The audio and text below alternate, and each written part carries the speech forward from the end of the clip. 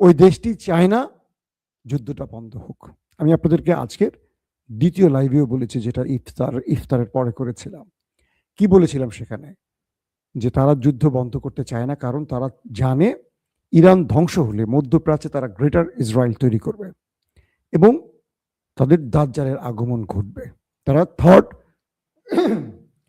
Third temple তৈরি করবে। তাদের একটা বিশাল প্ল্যান নিয়ে তারা আছে। যখন তারা প্ল্যান নিয়ে এগুচ্ছে, আরবরা অঘোরে ঘুমাচ্ছে। নাক ডাকা শব্দ পাচ্ছি আমরা অনেক দূর থেকে। আরবের রাজা বাদশারা পেট্রোডলার কামিয়ে আরাম আয়েশ করছেন। একজনের 14টা 15টা করে বউ আছে, এগুলোর বাচ্চা পয়দা করছেন, খাচ্ছেন দাচ্ছেন, আর অবসরে তারা পৃথিবীর বিভিন্ন দেশে গিয়ে বিলাসিতা জীবন কাটাচ্ছেন। কিন্তু তারা গ্রেটার ইসরায়েল তৈরির স্বপ্নে কাজ করছে, আর তাদের সামনে প্রধান বাধা ইরান।